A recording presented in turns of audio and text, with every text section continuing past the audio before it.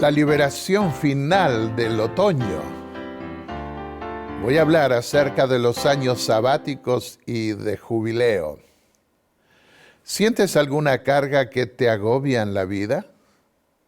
Si se trata del pecado, hay una solución inmediata si tan solo lo aborreces de todo corazón. Puedes pedirle perdón a Dios en el nombre de Jesús y tendrás paz. Podrás pedir consejos a otros seres humanos para resolver algunos problemas que tengas, pero ninguno de ellos podrá librarte de la carga de tu pecado.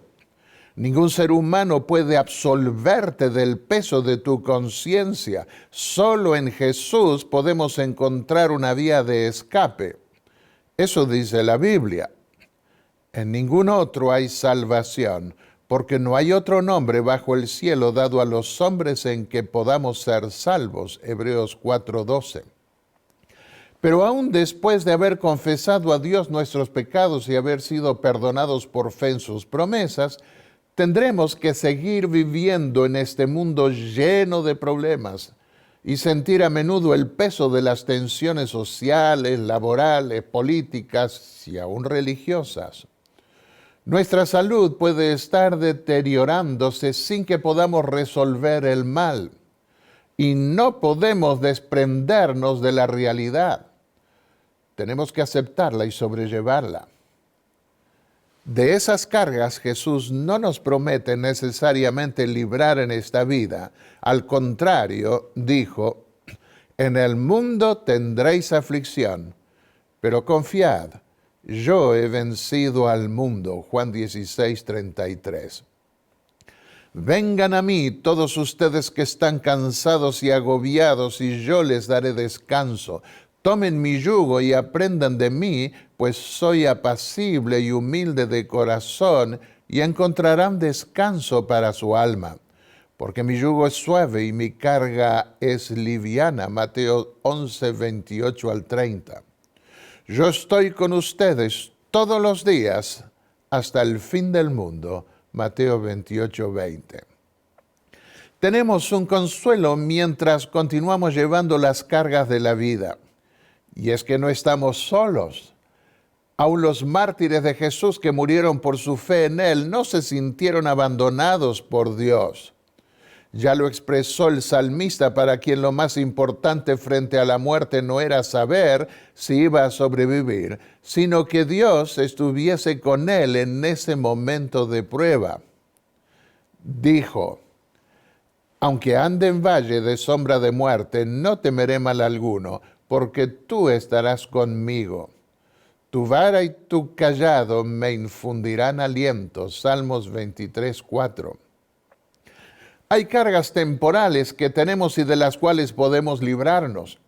Otras cargas de las cuales podríamos librarnos hay también, pero que Dios requiere que llevemos en forma responsable, confiando en Él y en la fuerza que nos da mediante su Espíritu. Y hay aún otras cargas de las que ni aunque quisiéramos podríamos librarnos. De esas cargas promete el Señor librarnos en el futuro. ¿Cuándo? En el fin del mundo, en la segunda venida de Cristo. La liberación final del pueblo de Dios y del mundo estaba representada antiguamente por las fiestas del otoño del séptimo y último mes del año israelita. Se lo ve en las leyes de los años sabáticos y del jubileo que comenzaban al concluir el día de la expiación en el día 10º del séptimo mes. Es nuestro consuelo saber que esta liberación final está cercana. La dicha y la paz perdurarán entonces para siempre en un mundo nuevo que Dios hará. Ahora, la fragilidad humana produce temor. Para entender las leyes divinas que debían regular la conducta social y económica del pueblo de Israel, Se requiere, por consiguiente, que entendamos cuál es nuestra misión en la vida, para qué nos creó Dios. Y para ello se requiere que comencemos reconociendo que el verdadero propietario de este mundo es su creador y que nosotros somos peregrinos y forasteros a quienes Dios les encargó la mayordomía de esta creación. Leamos algunos pasajes. Al Eterno tu Dios pertenecen los cielos y los cielos de los cielos, la tierra y todo lo que en ella hay. Deuteronomio 10:14. Del Eterno es la tierra y todo lo que hay en ella, el mundo y los que en él habitan. Salmos 24:1. Si yo tuviera hambre, no te lo diría a ti, porque mío es el mundo y todo lo que en él hay. Salmos 50:12. De ti proceden la riqueza y el honor. Tú reinas sobre todo y en tu mano están el poder y la fortaleza, porque somos forasteros y peregrinos delante de ti. Primera de Crónicas 29:15. ¿Y para qué creó Dios la tierra y al hombre que puso sobre él? Leamos otros pasajes. No la creó en vano. Para que fuese habitada, la creó, Isaías 45:18. Y puso allí al hombre para que labrase la tierra de la cual fue tomado, Génesis 3:23. Y los bendijo Dios y les dijo, sed fecundos y multiplicaos, y llenad la tierra y sojuzgadla, ejerced dominio sobre los peces del mar, sobre las aves del cielo y sobre todo ser viviente que se mueve sobre la tierra. Génesis 1:28. Pero no tardaron mucho los hombres en ver que por el pecado dejaron de ser confiables en la mayordomía de la creación divina y apareció el temor a lo que pudiese ocurrir.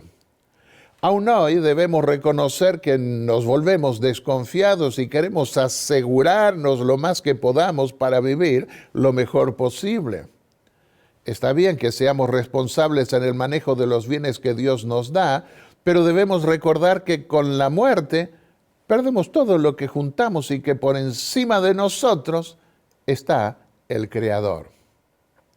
Para librar a los hijos suyos del temor y la inseguridad humanas, Dios les hizo ver que no eran huérfanos, que Él, como dueño de todo por ser el Creador, cuidaba de ellos. Pero debían ejercer fe y confiar en la dirección divina si querían tener pruebas de su cuidado protector.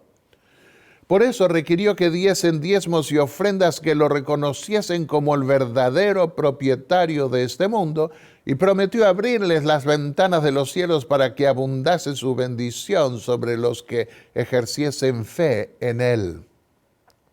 Traed todo el diezmo al alfolí, para que haya alimento en mi casa. Y ponedme ahora a prueba en esto, dice el Eterno de los ejércitos. Si no, os abriré las ventanas de los cielos y derramaré para vosotros bendición hasta que sobreabunde. Malaquías 3:10. Este es el principio que se patenta en las leyes divinas que debían regular la vida social en lo que respecta a la propiedad y el trabajo. Ante la nueva realidad que se introdujo por el pecado, Dios interpuso leyes para que los seres humanos no se excediesen en su explotación de los recursos de su creación. En esas leyes vemos que Dios no elimina el espíritu emprendedor de los más capaces para comprar y vender, pero les marca un límite, 7 años, e incluso, como lo veremos después, 50 años en una dimensión mayor. Veamos primeramente los años sabáticos. Los años sabáticos fueron programados por Dios primeramente para beneficiar a los pobres que en el intervalo de 6 años hubiesen perdido sus bienes y necesitasen ayuda para sobrevivir. El 7º año era para ellos, ya que quedaban libres de toda deuda y recuperaban su libertad. En efecto, en ese año Dios requería la cancelación de las deudas. ¿Eres pobre? No te preocupes. Tu Padre Celestial es rico y te promete mansiones de oro en su ciudad celestial. Sabiendo eso, Su mayor interés para ti en esta vida es que estés libre de toda deuda espiritual y moral, ya que las riquezas en este mundo han sido siempre una trampa. Tenemos el ejemplo del joven rico que quería ser discípulo de Jesús, pero que cuando el Señor le dijo que vendiese todo lo que tenía y lo diese a los pobres para seguirlo, se fue triste porque tenía muchas posesiones. Por eso Jesús concluyó diciendo que es difícil que un rico entre en el reino de los cielos. Y otra vez os digo que es más fácil que un camello pase por el ojo de una aguja que el que un rico entre en el reino de Dios. Mateo 19:23. Cualquiera sea la interpretación que se dé a la expresión ojo de una aguja, es obvio que se refiere a un lugar angosto que es más fácil pasar para un hombre que para un camello por su tamaño, sobre todo cuando lleva una carga sobre sí. Y cuando los discípulos captaron el peligro de todo ser humano de caer en la trampa de las riquezas, preguntaron, ¿quién podrá salvarse? Y Jesús les respondió, para los hombres eso es imposible, pero para Dios todo es posible. Mateo 19:26. Y a ellos que habían dejado todo para seguirlo, les prometió darles en la regeneración de todas las cosas, 100 veces más, y lo que es mejor, la vida eterna. Mateo 19:29. ¿Puede eliminarse la pobreza en este mundo? No. ¿Por qué no? Porque desde que entró el pecado hay una degradación en los seres humanos, quién es más, quién es menos, que se ha estado incrementando con el correr de los siglos y milenios, por lo cual podemos deducir que el resultado natural es la desigualdad social. Tampoco las posibilidades que se dan son iguales para todos, ya sea por enfermedad, por las calamidades que puedan venir en la naturaleza, por las guerras y por tantas otras razones. Algunos van a empobrecerse más y otros tal vez logren aprovecharse de las circunstancias para enriquecerse más.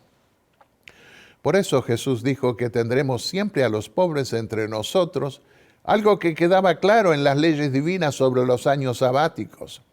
Eso muestra también que Dios nunca se propuso eliminar por completo la pobreza en esta vida, como tampoco la enfermedad y las desgracias terrenales. Sin embargo, bosquejó en su ley un sistema que podía adaptarse fácilmente al sistema de vida antiguo para que nadie muriese por inanición. Aunque Dios había prometido bendecir grandemente a su pueblo, no se proponía que la pobreza fuese totalmente desconocida entre ellos, escribió Elena de White. Declaró que los pobres no dejarían de existir en la tierra. Siempre habría entre su pueblo algunos que le darían oportunidad de ejercer la simpatía, la ternura y la benevolencia. En aquel entonces como ahora, las personas estaban expuestas al infortunio, la enfermedad y la pérdida de sus propiedades. Pero mientras se siguieran estrictamente las instrucciones dadas por Dios, no habría mendigos en Israel, ni quien sufriera por falta de alimentos. Otra cita. En la providencia de Dios los hechos han sido así ordenados para que los pobres estén siempre con nosotros, con el propósito de que pueda haber un constante ejercicio en el corazón humano de los atributos de la misericordia y el amor. El hombre ha de cultivar la ternura y la compasión de Cristo, no ha de separarse de los dolientes, los afligidos, los necesitados y los angustiados. Podríamos abundar muchísimo con textos bíblicos sobre el cuidado especial que Dios tiene de los pobres, en especial de las viudas y los huérfanos. Tanto en el Antiguo como en el Nuevo Testamento, Dios requirió un cuidado especial por todos ellos. Pero leamos esos principios de benevolencia en las leyes sobre los años sabáticos.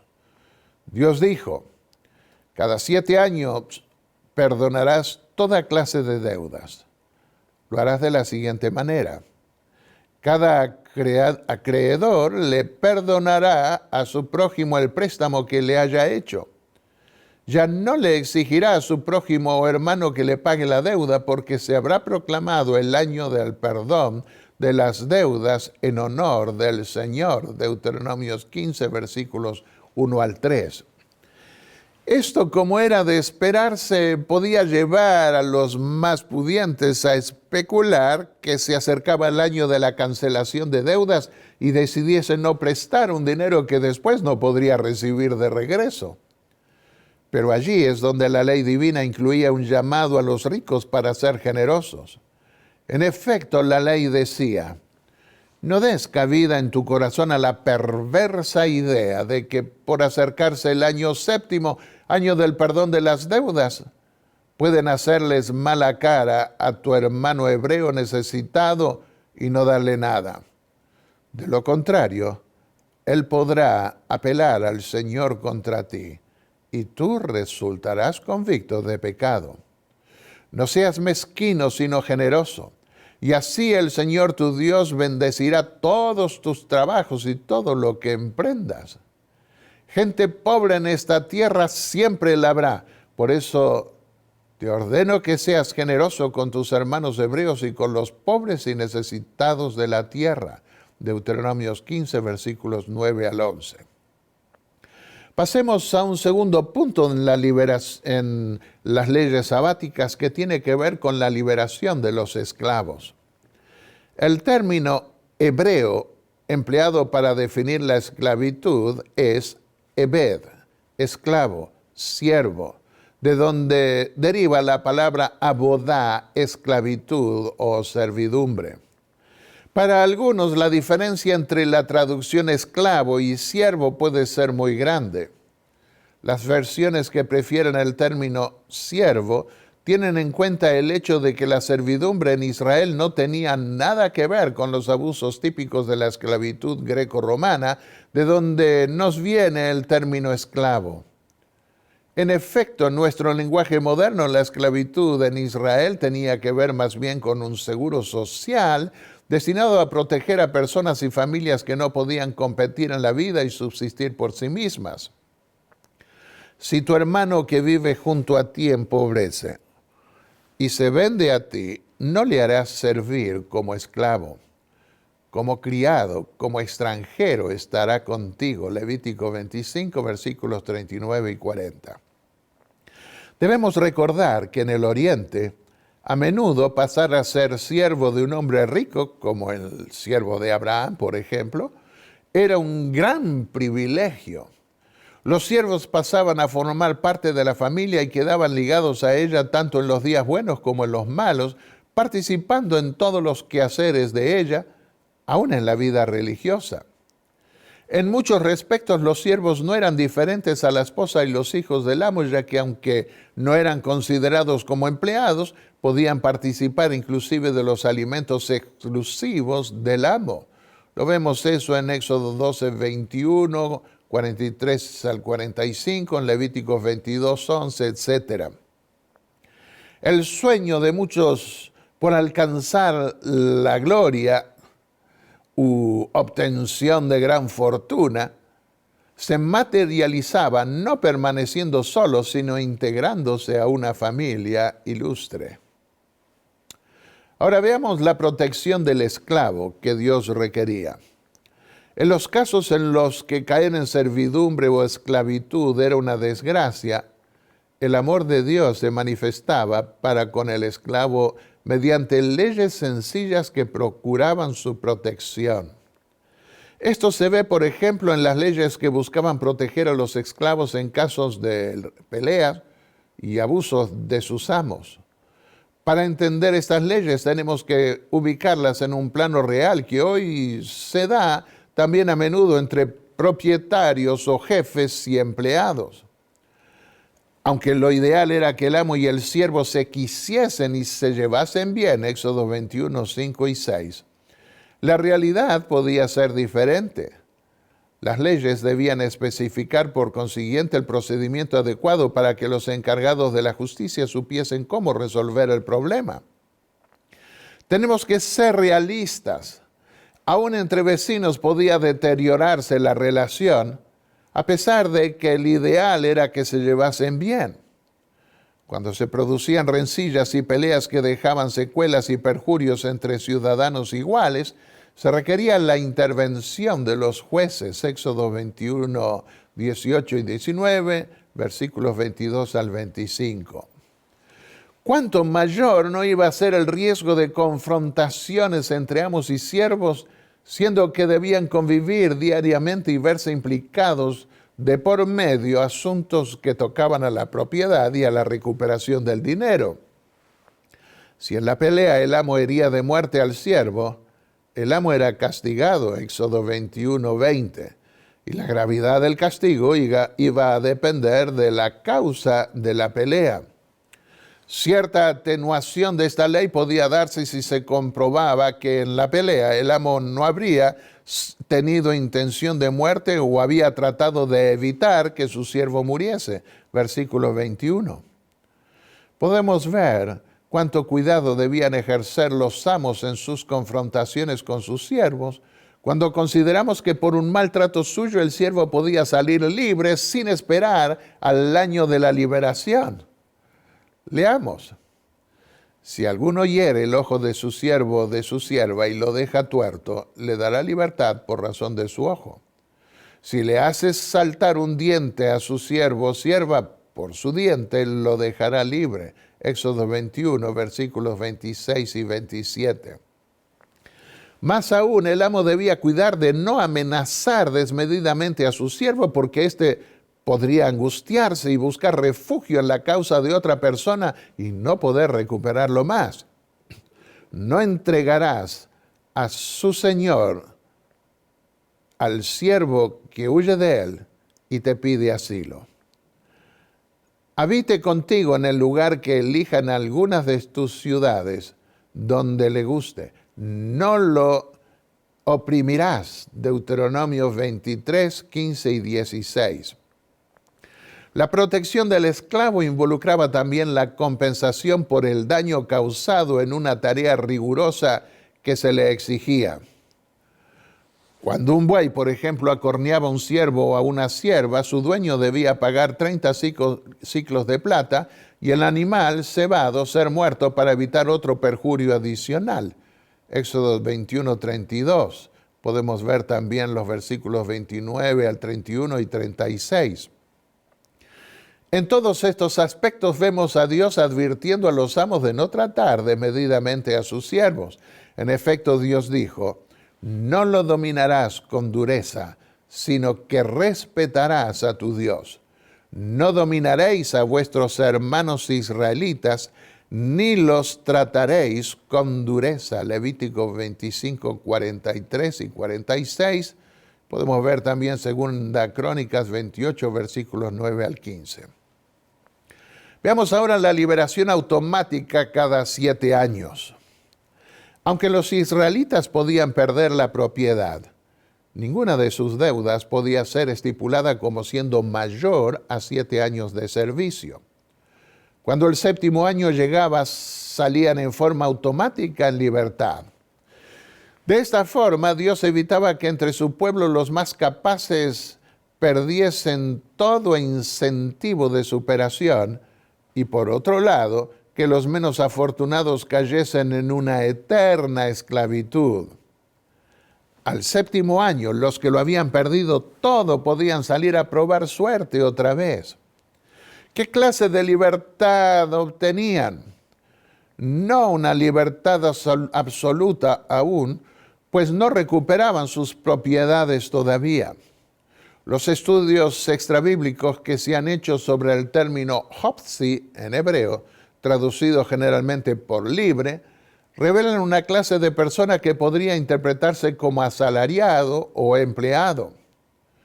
No obstante, en la Biblia se alterna el término hopsi con ebed, esclavo, y adón, amo o señor, lo que revela en principio una liberación de toda obligación o deuda para con el amo.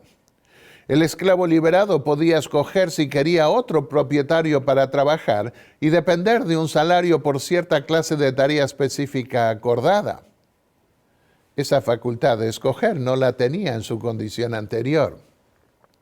Pero el esclavo podía tener temor de ser libre otra vez. Para muchos que habían perdido todo espíritu emprendedor en la vida, la libertad del 7º año podía volverse angustiante. La incertidumbre de la libertad podía afligirlos y llevarlos a anhelar continuar en esclavitud. Al menos en esa condición no les faltaba el pan y podían vivir tranquilos bajo la administración de gente más capaz que ellos. Si el trato que habían recibido de sus amos había probado ser óptimo durante los años de esclavitud, tales esclavos podían llegar a un acuerdo con sus amos para pertenecerles para siempre. Pero si escogían la libertad, el esclavo liberado podía llegar a un acuerdo para trabajar por el rescate de su mujer y de sus hijos, como lo hizo Jacob con su suegro Labán, o sentir agradecimiento por la bondad de su amo y solicitar servirle para siempre.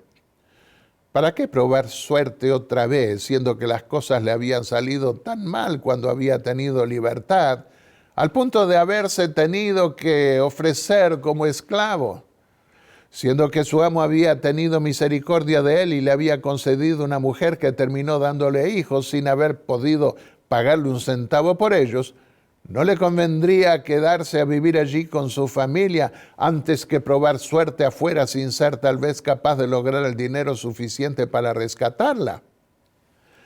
¿Acaso su amo no había sido bondadoso para con él y le había ido bien en su servicio? Así, por amor a su amo, Deuteronomio 15:16, podía optar por declararse su esclavo para siempre, diciendo: amo a mi Señor, a mi esposa y a mis hijos. No quiero salir libre. Éxodo 21:5. Esta es una ilustración magnífica del Evangelio. El Señor no impone a nadie que venga a Él y viva con Él. Da la más perfecta libertad para decidir. Pero al que viene a Él diciendo: amo a mi Señor, no quiero salir libre, quiero vivir para siempre con Él, el Señor le dice: al que a mí viene, no le echo fuera. Juan 6:37. Los que saben cuán ingrata y engañosa es la libertad que ofrece el mundo y su príncipe usurpador, tienen aún hoy la opción de venir al Señor y someterse a su arbitrio para siempre, conociendo que no hay lugar más feliz en el universo que la casa del Padre que está en los cielos. Podemos leer Lucas 15, versículos 17 al 24 y versículo 32. No tenemos tiempo para considerar acá el cuidado que las leyes civiles del antiguo Israel, adaptadas al medio social primitivo de entonces, tenían para con las mujeres abusadas. Pueden verlo en mi libro Jubileo y Globalización, donde toco todos esos puntos con mayor amplitud. Veamos ahora un tercer aspecto de la ley sabática: el reposo de la tierra. Tenía en cuenta Dios en ese año sabático, la ley del año sabático tenía en cuenta aún a los animales y a la tierra. ¿Cómo podría vivir un esclavo liberado cuando acababa de recibir su libertad en el 7º año? La respuesta divina se daba con un requerimiento adicional que tenía en cuenta no solo a los pobres, sino también a la naturaleza y a los animales del campo. 6 años sembrarás tu tierra y recogerás su producto, pero el 7º año la dejarás descansar, sin cultivar, para que coman los pobres de tu pueblo, y de lo que ellos dejen coman las bestias del campo. Lo mismo harás con tu viña y con tu olivar. Éxodo 23, versículos 10 al 11. Los pobres y los esclavos liberados contaban también con un año entero para decidir con quién y para qué tarea específica podrían trabajar el siguiente año. Ninguno estaba presionado a tomar decisiones apresuradas que podrían llevarlo a lamentar su decisión después. Durante este año sabático de libertad, el esclavo no necesitaba trabajar ni pedir limosnas. Podía ir a cualquier campo y tierra para comer del fruto que la tierra daba en forma natural. Nadie debía almacenar los productos naturales del campo durante ese año porque esa ley era para los pobres y aún para los extranjeros que habitasen entre ellos. 6 años sembrarás la tierra, dijo Dios. 6 años podarás tu viña y recogerás sus frutos. Pero el 7º año la tierra tendrá completo descanso, un reposo para el eterno. No sembrarás tu campo ni podarás tu viña. Lo que nazca espontáneamente después de tu cosecha no lo segarás, y las uvas de los sarmientos de tu viñedo no recogerás. La tierra tendrá un año de reposo, y el fruto del reposo de la tierra os servirá de alimento a ti, a tus siervos, a tus siervas, a tu jornalero y al extranjero, a los que residen contigo. También a tu ganado y a los animales que están en tu tierra, todas sus cosechas les servirán de alimento. Levítico 25, 3 al 7. En un sistema tal, los dueños podrían temer por las consecuencias de no sembrar sus campos o cultivar sus granjas durante el 7º año. Pero debían confiar en Dios, quien les prometió bendecirlos al obedecer sus leyes, como lo promete hoy cuando nos exhorta a que lo reconozcamos como nuestro dueño y creador mediante nuestros diezmos y ofrendas, con motivo de darnos mayores bendiciones aún. Pero si decís que vamos a comer el 7º año si no sembramos ni recogemos nuestras cosechas, yo entonces os enviaré mi bendición en el 6º año, de modo que producirá fruto para 3 años. Cuando estéis sembrando en el 8º año, todavía podréis comer cosas de la cosecha anterior, comiendo de ellas hasta el 9º año, cuando venga la nueva cosecha. Levítico 25, versículos 20 al 22. Dios prometía bendecir la cosecha del 6º año, de tal manera que su provisión permitiría a los dueños alimentarse durante todo el año sabático e inclusive el siguiente año durante la siembra, hasta que pudiesen beneficiarse de la nueva cosecha 3 años más tarde. Durante el 8º año, en este caso el primer año del nuevo ciclo semanal anual, iban a plantarse los granos y podarse los viñedos y los árboles en los diferentes momentos del año, por lo que tendrían que depender todavía en ese 8º año, en especial con la vendimia de las uvas de la recolección abundante que Dios daría el 6º año. La bendición del 6º año iba a ser tan grande que podrían disfrutar de ella hasta que se completase ese 8º ciclo en el 7º mes, dando comienzo al 9º año. Cumpliréis, pues, mis estatutos y guardaréis mis leyes para ejecutarlos, para que habitéis seguros en la tierra. Entonces la tierra dará su fruto. Comeréis hasta que os saciéis y habitaréis en ella con seguridad. Levítico 25, 18. Pero volvamos a la situación de los esclavos liberados. ¿Qué podrían comer durante el resto del otoño y del invierno antes que llegase la primavera? La ley divina también contemplaba eso. Si un hermano tuyo, hebreo o hebrea, te es vendido, te servirá por 6 años, pero al 7º año lo pondrás en libertad. Y cuando lo libertes, no lo enviarás con las manos vacías. Le abastecerás liberalmente de tu rebaño, de tu era y de tu lagar. Le darás conforme te haya bendecido el Eterno tu Dios. Y te acordarás que fuiste esclavo en la tierra de Egipto y que el Eterno tu Dios te redimió. Por eso te ordeno esto hoy. Deuteronomio 15, versículos 12 al 15. Veamos la actividad divina para el 7º año. ¿Qué podían hacer los israelitas si no necesitaban trabajar cada 7º año? Pues descansar. Pero ¿no dice el refrán popular que mente desocupada es taller del diablo? Sí, pero las actividades como las del sábado semanal iban a ser sociales y religiosas. Además de tener más tiempo de pasar juntos con amigos y en familia, Dios ordenó la lectura del libro de la ley, la Biblia, de aquellos días. La liberación debía tener lugar en el día de la expiación. 5 días más tarde comenzaba la fiesta de las cabañas y a la alegría de esa fiesta se agregaba la alegría de meditar en la revelación divina en su templo en Jerusalén.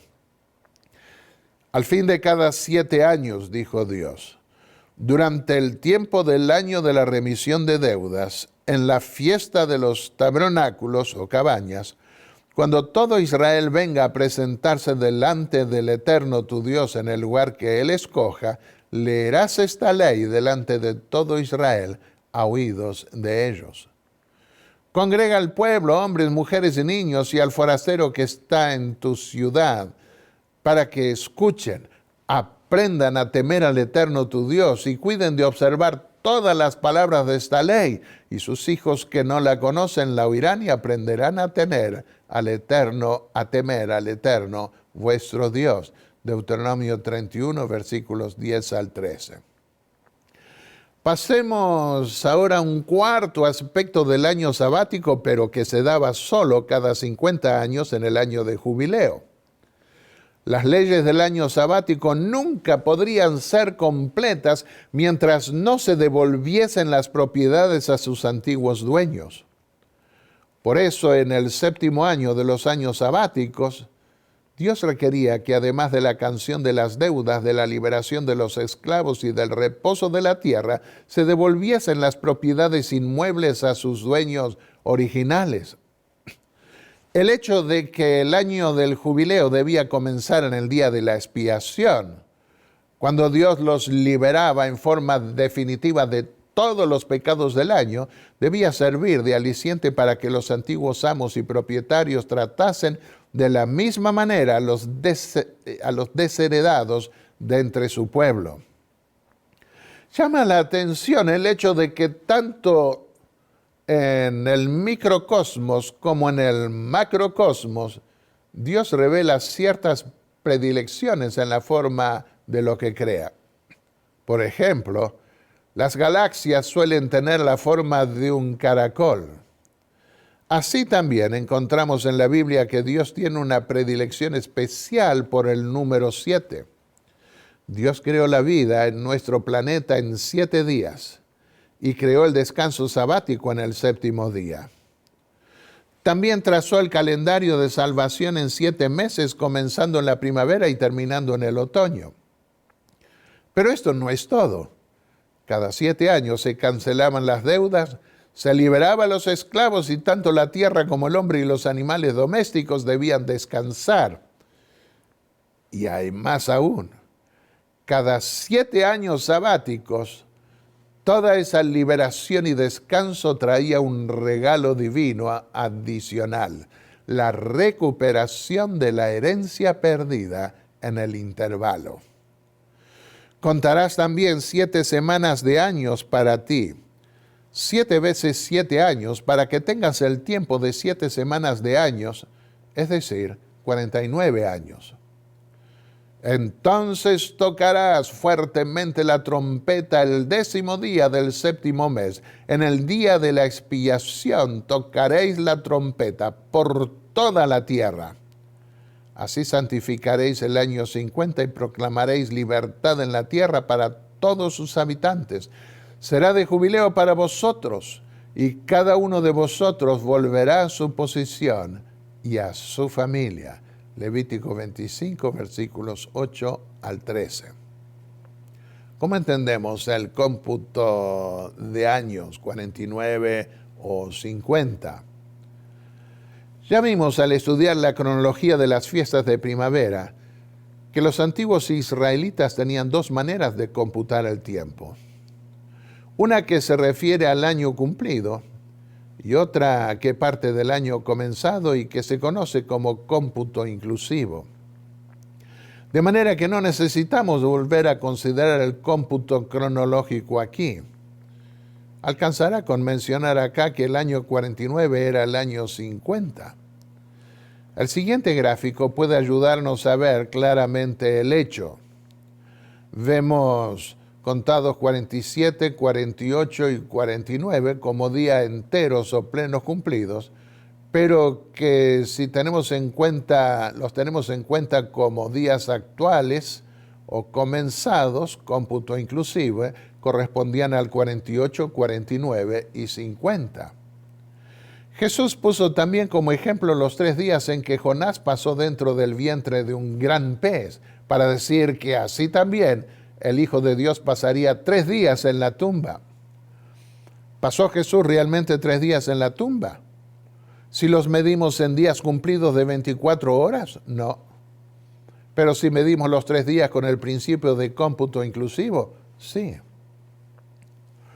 Otra característica del año del jubileo era reposo bajo maldición.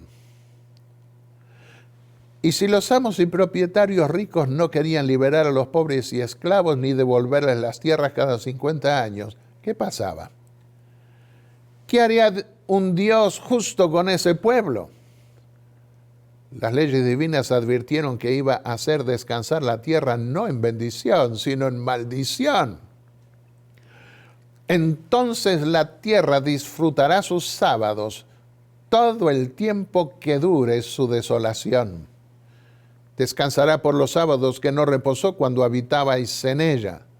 La tierra quedará abandonada en ausencia de ellos y disfrutará sus sábados y quedará desierta por culpa de ellos. Entre tanto sufrirán el castigo de sus iniquidades porque despreciaron mis normas y aborrecieron mis preceptos. Levítico 26, 34 y 35 y versículo 43. Esta advertencia divina se cumplió admirablemente en el cautiverio babilónico, cuando en su apostasía todo el pueblo de Israel hizo rebosar el límite de la paciencia divina. Lo vemos en 2 Crónicas 36, 16. La gloria de Dios se retiró de su templo en la vieja Jerusalén, como lo cuenta el profeta Ezequiel. Y la nación quedó desamparada, desprotegida ante las invasiones del imperio opresor. Para que se cumpliese la palabra del Eterno por la boca de Jeremías, hasta que la tierra hubo gozado sus sábados, porque todo el tiempo de su asolamiento reposó, hasta que los 70 años fueron cumplidos. 2 Crónicas 36, 22. Hay un cumplimiento espiritual primero que se da en estas leyes sabáticas. A diferencia de las fiestas judías que se festejaban en la primavera o en el otoño, los años sabáticos se festejaban durante todo el año, comenzando en el otoño. No debía extrañarnos entonces el hecho de que la profecía de los años sabáticos que proyectó el profeta Isaías tuviesen una primera aplicación en el ministerio terrenal de Cristo. En efecto, la profecía de las 70 semanas fueron contadas para el pueblo de Daniel. En cumplimiento de esa profecía, Jesús comenzó su ministerio en el otoño del año 27, luego de su bautismo entre las ovejas perdidas de la casa de Israel, Mateo 16 y 15, 24. Y aplicó para sí las palabras del profeta Isaías que anunciaban el año favorable del Eterno, Isaías 61, 1 al 3. Leyó las palabras del profeta diciendo: el Espíritu del Señor Dios está sobre mí, porque me ha ungido el Eterno para traer buenas nuevas a los afligidos. Me ha enviado para vendar a los quebrantados de corazón, para proclamar libertad a los cautivos y liberación a los prisioneros, para proclamar el año favorable del Eterno y el día de la venganza de nuestro Dios, para consolar a todos los que lloran. Acá tenemos que prestar atención a un hecho. En el texto de Lucas 4, 18 y 19, vemos que Jesús omitió el día de venganza de nuestro Dios. ¿Por qué? Porque el cumplimiento completo de los años sabáticos y de jubileo debían cumplirse en el fin del mundo, en lo que llamamos el otoño de la historia humana. Por consiguiente, la aplicación de Jesús a su ministerio terrenal en favor de su pueblo fue más bien espiritual, como un anticipo de la liberación final y material que Dios había prometido para el fin del mundo. Pero las leyes del jubileo iban a tener un cumplimiento literal y final en el fin del mundo. Todo sueño dorado terrenal tiene corta duración. La ilusión humana de hacer un Edén en esta tierra es efímera. ¿Por qué? Porque la humanidad jamás podrá ser su propia salvadora. En cambio, no es utopía creer en Dios y confiar en Él.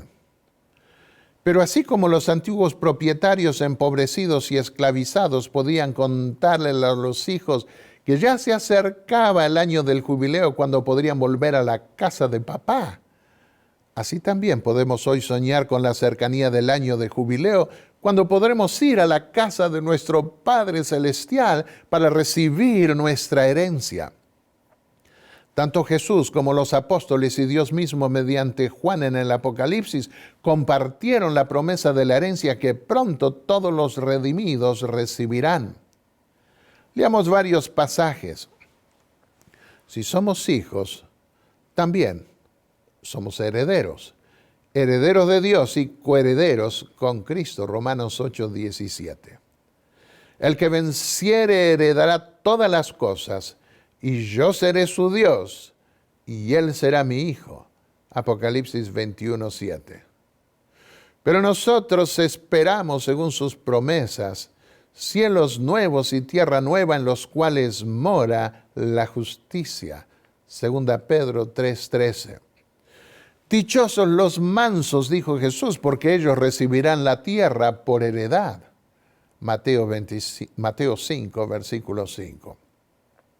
¿Cuándo comenzaría el jubileo prometido para el pueblo de Dios? Jesús lo dijo, en su venida. ¿Y cuándo vendría?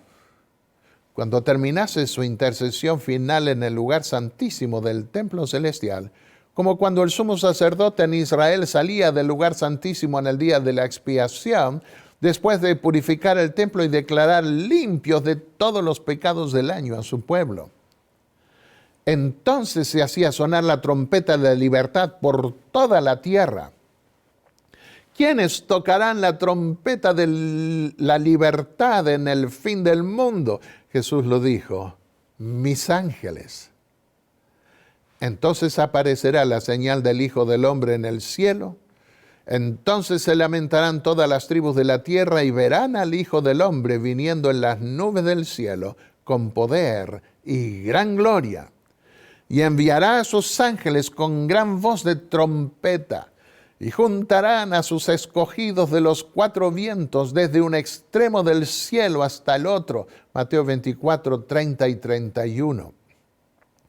A la final trompeta, los muertos serán resucitados incorruptibles, y nosotros seremos transformados, dice el apóstol Pablo en 1 Corintios 15, 52. Porque el Señor mismo, con voz de mando, con voz de arcángel y con trompeta de Dios, descenderá del cielo, y los muertos en Cristo resucitarán primero. Luego nosotros los que vivimos, los que hayamos quedado, seremos arrebatados juntamente con ellos en las nubes para recibir al Señor en el aire, y así estaremos siempre con el Señor. Primera Tesalonicenses 4, 16 y 17. 6,000 años de abuso de la tierra y de los pobres culminarán en el 7º milenio con el descanso de la tierra bajo maldición. Así como al concluir la purificación del templo de Dios y de su pueblo en el día de la expiación, se expulsaba al desierto a Azazel, otro nombre del ángel rebelde que incitaba a pecar al pueblo de Dios durante el año, así también Satanás quedará atado en el abismo durante 1000 años sin tener a nadie a quien engañar. Apocalipsis 20. Porque los redimidos estarán en el reino de los cielos, y los que lo perdieron todo en esta vida permanecerán en sus tumbas o serán consumidos por el fuego de Dios.